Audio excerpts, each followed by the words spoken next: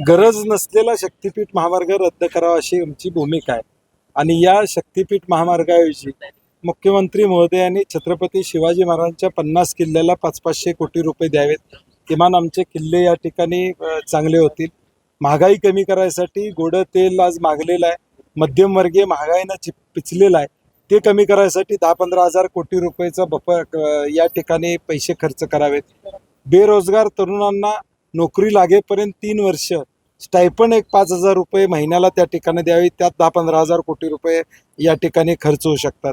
Petrol डिझेलला थोडं कमी खर्च होईल यासाठी सरकारनं स्वतः त्या ठिकाणी पैसे घालावेत. अशा 5 गोष्टी आम्ही मुख्यमंत्र्यांना सुचवतोय आणि शक्तीपीठचा अट्टहास तिने सोडून द्यावा अशी आमची विनंती आहे. नाही, आता बाकीच्या जिल्ह्यातले लोक आलेले आहेत, त्यांच्यावर चर्चा करून पुढची दिशा आमची ठरवू. नाही, आजची गर्दी बघितल्यावर तुम्हाला लक्षात येईल, खरीपाचा सीझन चालू असताना सुद्धा शेतकरी रस्त्यावर या ठिकाणी आलेले आहेत आणि प्रामाणिक शेतकरी या ठिकाणी रस्त्यावर आले. शेवटपर्यंत सकाळी 9 वाजल्यापासून चंदगड असू दे किंवा कागल असू दे, करवीर असू दे, हातकणंगले असू दे, राधानगरी असू दे, या सगळ्या भागातून, भुदरगड असू दे, या सगळ्या तालुक्यातून शेतकरी आले. अगदी कामेरीतून, सांगलीतून काही शेतकरी आले, लातूरवरून आलेले आहेत, सोलापूरवरून आलेले आहेत. हा गरज नसलेला महामार्ग हे पटतंय लोकांना, म्हणूनच रस्त्यावर उतरतात ना. नाही, ह्या मुद्दे आम्ही मांडणार आहे की तुम्ही छत्रपती शिवाजी महाराजांच्या 50 किल्ल्यांना 500-500 कोटी रुपये द्या. ह्या 5 गोष्टी करा. 1,05,00,000 कोटी खर्च करण्यापेक्षा ह्याच्यावर पैसे खर्च करा अशी आमची अपेक्षा सरकारकडून आहे. नाही, इशारा याचं कारण नाही की आमची प्रशासनाला विनंती आहे की हा आमचा वाद सरकारबरोबर या ठिकाणी गरज नसताना सरकार जर जबरदस्ती करत असेल तर सरकारला त्या पद्धतीने उत्तर देण्याची भूमिका आमची राहील. ज्यावेळी सर्वे चालू होईल त्यावेळी निश्चितपणे फील्डवर आपल्याला लक्षात येईल. नाही, म्हणतो ना, शेतकऱ्यांची अवस्था या राज्यामध्ये दररोज 7 ते 8 शेतकरी आत्महत्या करतायत. म्हणजे 12 वर्ष तुमचं सरकार केंद्रामध्ये आहे, किती दिवस मागच्या 50 वर्षाचं तुम्ही काढत बसणार आहे? आत्ता 12 वर्षात तुम्ही आत्महत्या थांबवली का शेतकऱ्याची? म्हणजे शेतकरी आज उघड्यावर या ठिकाणी पडतोय. एका बाजूला दाम दुप्पट करणार अशा पद्धतीची भूमिका भाजपनं या ठिकाणी घेतली होती, त्याचा विसर त्या ठिकाणी पडलेला दिसतोय. एल निनोचा प्रभाव जानेवारीमध्ये होणार असं तुम्ही म्हणता, मग त्या दृष्टीनं तुमची वाटचाल काय झाली? आज 6 तास वीज तुम्ही शेती पंपाला या ठिकाणी देताय, कारण की कोयनेतलं 2000 मेगावॅट जनरेशन हे कमी झाले. मग या सगळ्या गोष्टीचं तुम्हाला नियोजन करता आलं नाही काय? आणि म्हणून आता काय आहे, 3 पक्षात भावकीचा वाद चालू आहे, फक्त बाकी काही चालू नाही. सरकारला 13 कोटी जनतेचं पडलेलं नाही हे सिद्ध होतं. खरं तर या शेतकऱ्याला काही मदत मिळण्यासाठी, कारण असे अपघात अनेक वारंवार होत राहणार आहेत. नाही, मला वाटते आपत्ती व्यवस्थापनातून मदत मिळणं अपेक्षित होतं. तिथल्या तलाट्यानं, तिथल्या तहसीलदारनं काय केलं? ताबडतोब मदत त्यांना दिली का? त्याला अशी अवस्था त्या ठिकाणी आली? या पद्धतीचा प्रयत्न त्यांनी केला का हे बघणं गरजेचं आहे. आणि त्याला मदत दिली नसेल तर त्या अधिकाऱ्यांच्यावर कारवाई होणं अभिप्रेत आहे. आजच्या कॅबिनेटमध्ये तशी निर्णय झाला असं आम्हाला तुमच्या माध्यमातून कळतंय, परंतु शासनाचा निर्णय आणि GR यामध्ये जमीन आसमानचा फरक असतो. त्यामुळे GR येऊ दे, नेमकं त्यातला शब्दप्रयोग काय आहे हा महत्त्वाचा या ठिकाणी असणार आहे. थकबाकी असेल, मागच्या कर्जमाफीचा लाभ घेतला असेल तर त्याला 2 लाख मिळणार नाहीत असं या परवाच्या कर्जमाफीत त्या ठिकाणी सांगितलं. आणि म्हणून मला वाटते की आजची सुद्धा कर्जमाफी नेमकी काय आहे, GR आला की सरकारचा खरा चेहरा दिसेल. नाही, सरकार फक्त लोकांना वेगवेगळ्या पद्धतीनं या ठिकाणी गोष्टी बोलत असतं, परंतु खरं जे आमचे श्रद्धास्थान आहे तिथं मात्र भ्रष्टाचारानं पोखरलेले श्रद्धास्थान आहे. शिर्डीतल्या अनेक सुरस कथा या दुर्दैवानं ऐकायला या ठिकाणी मिळतात. त्याचा विचार केल्यानंतर हे त्यातलाच एक प्रकार या ठिकाणी दिसते. सरकारचा वचक हा या सगळ्या गोष्टीवरचा संपलेला हे सिद्ध असते. गव्हर्नन्स फेल्युअर आहे, म्हणून 14,000 पुरुषांना लाडक्या बहिणीचा लाभ मिळाला ना. गव्हर्नन्स चांगलं असतं या सरकारचं तर 14,000 पुरुषांना लाभ मिळाला नसता. हे मला वाटतं हेच चाललंय. 12 वर्षात तुम्ही काय दिवे लावले सांगा ना. तुम्ही आता मागच्या 50 वर्षात 60 वर्षातलं तुम्ही काढत बसता, तुमच्या 12 वर्षात काय चाललंय सांगा.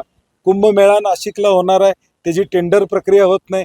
25,000चं 35,000वर प्राईज एस्केलेशन कसं गेलं हे तुम्ही सांगा. पहिलं तुम्ही उत्तरं पहिली द्या की कुंभमेळ्याची कॉस्टिंग एवढी का झाली आणि का तुम्हाला पालकमंत्रीपद पाहिजे होतं नाशिकचं. हे आता लोकांना कुंभमेळ्यासाठी पालकमंत्रीपद पाहिजे होतं, जिल्ह्याच्या विकासासाठी नको होतं. आणि त्यामुळं आरोप करण्यापेक्षा स्वतः आरसा घेऊन त्यांनी बघावं की तुम्ही काय करता हे जनता देखील बघत असते. 12 वर्षापूर्वी कुंभमेळा फक्त 3,000 कोटी झाला होता हा. आणि आता 35,000 कोटी कशाला लागतात? नाही, मी परवा सुद्धा म्हणलं की युद्ध होण्याच्या आधीपासून सरकारची परराष्ट्र धोरण चुकलेलं आहे. त्याची वाईट परिस्थिती त्या ठिकाणी आणि त्याचे धक्के आता मोठ्या प्रमाणात आता युद्ध झाल्यावर या ठिकाणी आपल्याला बघायला मिळतात. म्हणजे आता पेट्रोल कमी भरा, गरिबांना एखादा तोळा सोनं घ्यायचं असेल, सोनं त्याच्या हातात परवडत नाही आणि ती घेऊच नका म्हणून सांगितलं. मुळात परवडत नाही हा भाग वेगळा, घेऊच नका म्हणून या ठिकाणी सांगितलेलं आहे. कुठेही बाहेर फिरायला तुम्ही त्या ठिकाणी पेट्रोल कमी घ्या म्हणजे फिरायला जाऊ नका असं जाणार. नोकरीवर सुद्धा चालत जावा असं या ठिकाणी. वीज दर वाढलेला आहे, महागाई वाढलेली आहे, पाणीपट्टी आता वाढणार आहे, पाटबंधारे विभागाचा प्रस्ताव या ठिकाणी दिलेला आहे. आता मी जे भाषणात बोललो की आता ॲपवर 1 भाकरी खाऊ का 2 भाकरी खाऊ सरकारला विचार लागणार, तीच परिस्थिती गॅसमुळे होणार आहे. कारण की आता 9चं 4वर आणलं असेल तर जेवणच होणार नाही. हे सरकार आता एक बेबंदशाही आणि हुकुमशाहीकडे चालले. आणि मला वाटतं अजून लोकसभेच्या निवडणुकीला उशीर आहे. प्रत्येक पक्षाची आपली एक भूमिका असते आणि उद्धव साहेबांनी त्यांच्या पक्षाची भूमिका मांडलेली आहे की चेहरा असेल तर पुढच्या निवडणुकीला जाणं सोयीचं होईल. परंतु मला वाटतं लोकसभेच्या निवडणुकीला अजून वेळ आहे. इंडिया आघाडीची बऱ्याच दिवसानंतर बैठक झालेली आहे. निश्चितपणे इंडिया आघाडीच्या घटक पक्षांमध्ये याची चर्चा होईल. शेवटी काँग्रेस या संदर्भातला एकटा निर्णय न घेता तो सगळ्यांना मिळून जे 25 घटक पक्ष आहेत त्यांच्याशी चर्चा करेल. परंतु एक मात्र खरं आहे की या देशामध्ये कितीही काही केलं तरी इंडिया आघाडी आज देखील घट्ट आहे. या हुकुमशाही विरुद्ध इंडिया आघाडी एकसंघपणे राहुलजींच्या बरोबर, खरगे साहेबांच्या बरोबर, सोनियाजींच्या बरोबर सगळे पक्ष एकत्रित आहेत. हे पुन्हा एकदा देशाला या ठिकाणी बघायला मिळालं. नाही, काय आहे की आता खरीप चालू आहे.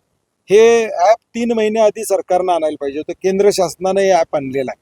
आता त्याच्या मागचे 2 उद्देश आहेत. ठीक आहे, लिंकिंग बंद झालं पाहिजे याबद्दल आमचंही दुमत नाही. कारण की गरज नसताना शेतकऱ्याला दुसरी खतं दिली जातात, ती थांबली पाहिजेत याबद्दल. मुळात यातला सगळ्यात मोठा उद्देश आहे ते युरिया इम्पोर्टचा विषय यामध्ये. ह्या सगळ्या युद्धजन परिस्थितीमुळं या युरियावर प्रचंड बंधन आलेलं आहे, निर्बंध आलेले आहेत. मग आता ते बंद कमी करायचं असेल तर हे ॲपचं ढोंग त्या ठिकाणी काढलं. मग तुम्ही 3 महिन्यापूर्वी ॲप का केलं? आता खरीप चालू आहे. आता शेतकरी सकाळी गेला की त्याला QR कोड स्कॅन करायचा, मग त्यानं दुसऱ्या दिवशी येऊन खत घ्यायचं. एका गटात 2 भाऊ असतील तर गट नंबर टाकला तर दुसऱ्या भावाला मिळेल का नाही याची गॅरंटी नाही. 10 गुंठ्याच्या खाली शेती असेल तर त्याला या ठिकाणी तरतूद नाही त्या ॲपमध्ये. NPK टाकला आणि नंतर तुम्ही 10-26-26 टाकलं तर पुन्हा तुम्हाला कॉम्प्लेक्स कुठलं पाहिजे असेल तर तुम्हाला मिळत नाही. आता त्यात ते सुधारणा करणार म्हणतात. मग केलंच कशाला?